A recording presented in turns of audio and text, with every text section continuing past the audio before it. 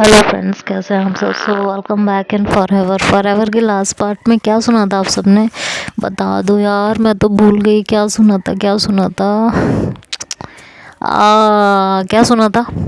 कभी आप लोग भी बता दिया करो या हर बार मैं ही याद करूं, मैं ही बताऊं। क्या सुना था? हाँ, सुना था कि श्री ने कहा था, चलो बताती हूँ चिपकना क्या होता है। और ये सुन के शीतल ने अपने मन ही मन कहा कि पाँव कुल्हाड़ी पर मारना किसे कहते हैं? इसे कहते हैं। ये है बेवजह मैंने अपना पैर उठा के कुल्हाड़ी पे दे मारा। अब ये मुझे कितना तंग करेगी, वो ये सब सोच ही रही थी कि तभी श्री ने उसका कान पकड़ के खींच लिया था। कभी उसका हाथ पकड़कर उसे खींचने लगी थी, तो कभी उसके गाल खींचती, तो कभी उसके बाल बिखेर देती। उसकी इन हरकतों से अब शीतल तंग हो गई थी। उसने श्री के सामने अपने हाथ जोड़े और सर को झुकाया और कहा, बस करो श्री, कितना तंग करोगी, बस कर जाओ। श्री ने कहा, क्या करूं, आदत से मजबूर हूं ना, चिपकने की आदत है मेरी। शीतल ने कहा, गलती हो गई मुझसे, माफ़ कर दो। तुम्हें चिपकने की आदत नहीं है, मुझे है, मुझे। अब बस कर जाओ, बस कर जाओ यार। और ये कहते हुए शीतल श्री के आगे बिल्कुल नतमस्तक हो चुकी थी।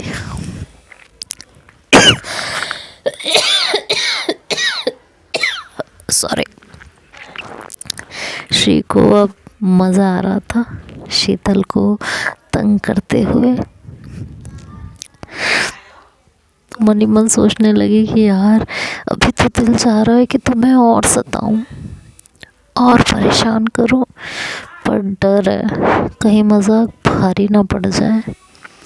तुम्हारा गुस्सा अच्छे से जानती हूँ, अगर गुस्सा चढ़ गया तो सारा दिन खराब हो जाएगा और बेवजह लेने के देने पड़ जाएंगे। इससे अच्छा है कि आइडिया ड्रॉप ही कर देती हूँ। ये सोच के श्री ने आइडिया ड्रॉप कर दिया, उसे सताने का, उसे तंग करने का, और बोली कि हाथ जोड़कर माफ़ी मांग रही हो, इसलिए छोड़ रही हूँ। और ये कहते हुए वो धीरे से शीतल के करीब आने लगी और बोली, दोबारा कभी कहा ना मेरी आदत है चिपकने की, तो तुम्हें और अच्छी तरह से बताऊंगी कि कैसे कैसे चिपका जाता है। हाँ, कहते हुए श्री के होठों पर एक शरारती मुस्कान आ गई थी और वो शीतल के एकदम क्लोज आ गई थी।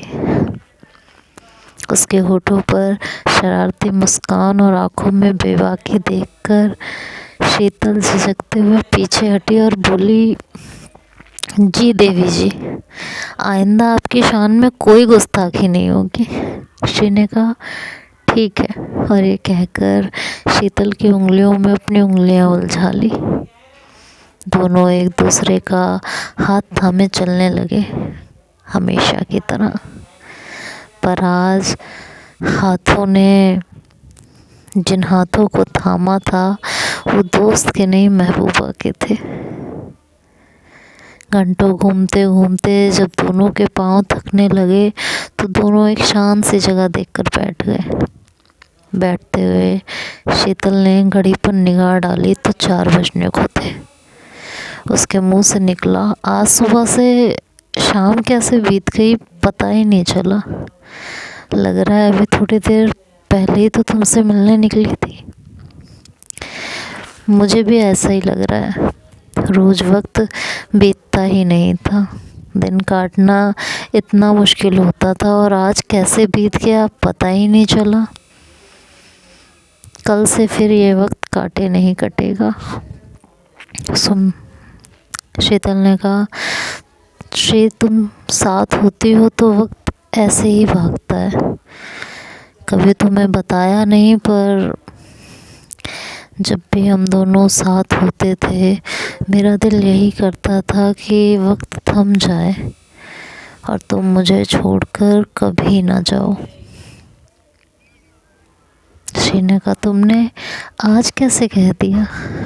शीतल ने कहा, क्या कैसे कह दिया? अच्छा, तुमने मंदिर में ही क्यों कहा? कोई ख़ास वजह थी? नहीं, कोई ख़ास वजह नहीं थी। उस वक्त जाने क्या हुआ पता नहीं, कैसे वो बात मेरे मुंह से निकल गई। मतलब मैं सोच तो रही थी तुमसे कहने का, बस खुद को तैयार नहीं कर पा रही थी कहने के लिए। शायद बप्पा ने सुन ली तुम्हारी प्रार्थना, इसलिए कह दिया होगा। श्री ने कहा, अच्छा एक बात बताओ, अगर मंदिर में ना बोलती तो कैसे इजहार करती? हाँ, कुछ तो सोचा ही होगा, तो करके दिखाओ ना। कुछ नहीं सोचा था मैंने, और सोचा भी होता तो भी ना करती। सुबह से इतनी बार बुलवा चुकी हो, जवाब तक तो दिया नहीं है। अगर तुम मुझे प्रपोज करो तो मैं जवाब दूंगी, नहीं करना मुझे, मैं कई बार बोल चुकी हूँ। तुम्हें जवाब देना है तो दो, नहीं दोगी तो कोई भी बात नहीं। मुझे पता है तुम मुझसे प्यार करती हो, तुम बोल चुकी हो। अरे तो इसलिए कह रही हो ना, प्रपोज करो, इस बार पक्का जवाब दूंगी, पक्का। शीतल कुछ पल सोचती रही, फिर उठकर खड़ी हुई। श्री ने सोचा शीतल प्रपोज करने वाली है, तो वो अलर्ट होकर बैठ गई। और शीतल खड़ी होके श्री की तरफ देखते हुए बोली, अभी मूड नहीं है, बाद में देखती हूँ, कहकर एक तरफ चल दी। तो श्री ने हैरान होकर कहा, ये हरकतें तुम्हारी ना मुझे अच्छी नहीं लगती, हमेशा तंग करती हो, चिढ़ाती रहती हो। शीतल ने पीछे मुड़कर मुस्कुरा कर देखा तो श्री ने फिर कहा, अब जा कहाँ रही हो? तो शीतल ने कहा, अभी आती हूँ, वहीं बैठो, और कहकर शीतल चली गई। श्री उसके इंतज़ार में वहीं बैठी रही और मन ही मन शीतल पर झल्ला रही थी कि यार क्या है ये लड़की। मैं इतना अलर्ट होके बैठी थी कि मुझे प्रपोज करेगी, लेकिन नहीं, उठ के चली गई। अभी आ रही हूँ। इतनी मुश्किल से इतने टाइम बाद तो इजहार किया, और अब नखरे दिखाने हैं। दिखाओ नखरे, नखरे दिखा के तुम्हें सुकून मिल रहा हो तो दिखाओ। तभी 10 मिनट बाद शीतल लौटी और उसके हाथ में 2 आइसक्रीम थी। एक श्री को देते हुए बोली कि ये लो तुम्हारी आइसक्रीम, और ये लास्ट है, आज के बाद कोई आइसक्रीम नहीं मिलेगी, ठंड बढ़ रही है।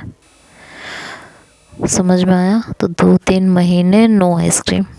जी नहीं, ऐसा कुछ भी नहीं होगा, मुझे आइसक्रीम चाहिए, मैं हमेशा खाती हूँ, चाहे ठंड हो या गर्मी, मुझे नुकसान नहीं करती, तुम्हें खिलानी ही पड़ेगी।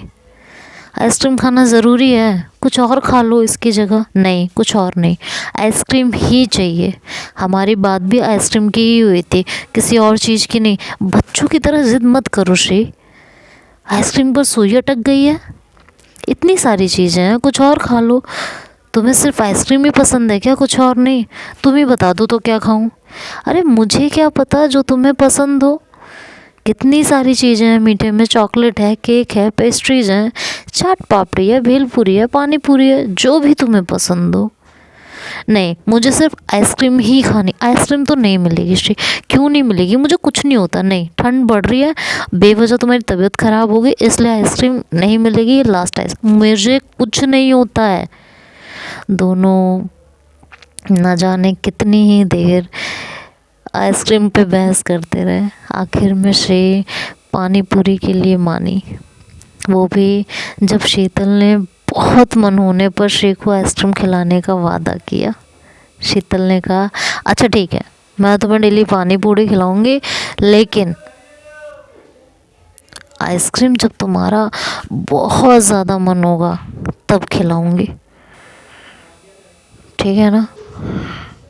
श्री ने कहा, हाँ, मेरे मन होने पे तुम्हें खिलानी पड़ेगी, लेकिन शीतल ने, ऐसा नहीं है कि तुम डेली ये कह दो आके मेरे सामने कि जो आज मेरा बहुत मन है, आज मेरा बहुत मन है, ऐसे नहीं चलेगा। वाकई जब तुम्हारा बहुत मन होगा तब खिलाऊंगी। इस वादे पे श्री ने उसकी बात मानी थी। सूरज अस्त होने को था और जल्द ही अंधेरा भी होने वाला था, तो शीतल ने पूछा चले? नहीं, थोड़ी देर बाद। आज मुझे तुम्हारे साथ सनसेट देखना है। श्री, पूरा दिन बीत गया है, सुबह की निकली हो, घर पर सब परेशान हो रहे होंगे, तुम्हारा इंतज़ार कर रहे होंगे, उन्हें टेंशन हो रही होगी कि कहाँ रह गई हो। घर जाकर डांट पड़ेगी कि लेट हो रहा है, तो फ़ोन करना चाहिए था ना। पढ़ने दो डांट, कोई बात नहीं, डांट खाने की ज़रूरत नहीं है, चलो उठो, 6 साढ़े 6 तक घर पहुँच जाओगी। और ये कह के शीतल खड़ी हो गई थी। श्री ने कहा नहीं, कहा ना अभी नहीं, आज इतना अच्छा दिन है, आज का दिन यादगार बनाना चाहती हूँ। जब कभी इस दिन को याद करूँ या मुझे इस दिन की याद आए तो हमने क्या क्या किया था वो सब याद आए। बप्पा के दर्शन किए, फिर खाना खाया, हम समंदर किनारे घंटों घूमते रहे, फिर हमने सनसेट देखा। और अभी मुलाकात ख़त्म नहीं हुई है तो शायद और भी कुछ हो जाए। घर जाते हुए फ़ोन कर लूँगी मैं। शीतल श्री के पास बैठते हुए कही कि अब कुछ नहीं होने वाला है, समझ में आया? सनसेट जैसे ही हो जाएगा हम घर के लिए चलेंगे। अच्छा ठीक है, तब तक तो शांति से बैठ जाओ। उसकी बात सुनकर शीतल बैठ चुकी थी। दोनों 10-15 मिनट बैठे रहे और धीरे धीरे सनसेट होने लगा। सनसेट देखते हुए श्री ने अपने सिर को शीतल के कंधे पर टिका लिया था। कुछ देर खामोश रहने के बाद शीतल ने कहा आप चलें? चलो चलें। ठीक है।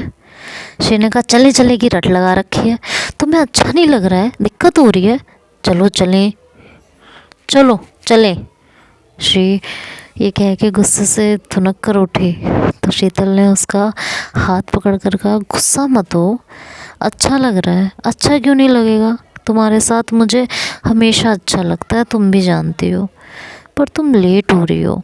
लेट हो रही हो तो क्या हुआ, एक दिन डांट पड़ गई तो क्या हुआ, खा लूँगी।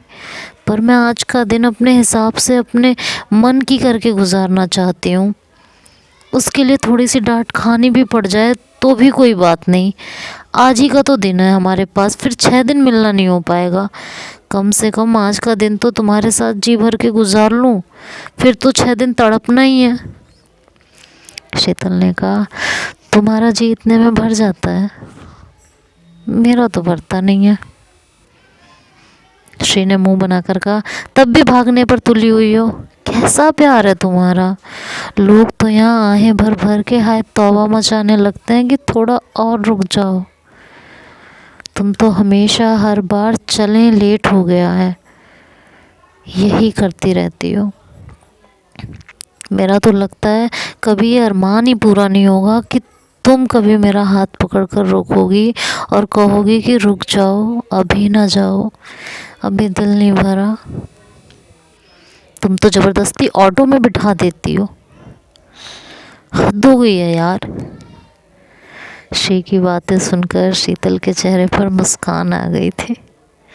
उसे मुस्कुराता देख श्री बोली हंसो मत, तुम्हारी तारीफ नहीं कर रही हूँ। इस बात पर शीतल को और ज़ोर से हंसी आई तो श्री चिढ़कर बोली और ज़ोर से हंसो, मैं जा रही हूँ। ये कहकर वो आगे बढ़ गई थी। तो देखते हैं अब आगे क्या होगा। शीतल पीछे बैठ के हंस रही थी। तो अब नेक्स्ट पार्ट में सुनेंगे कि आगे क्या होगा। Bye bye. अब ऐसे एंजॉय कीजिए और हाँ, वीडियो को लाइक कीजिए, शेयर कीजिए और चैनल को सब्सक्राइब करना ना भूलें। Bye bye, take care.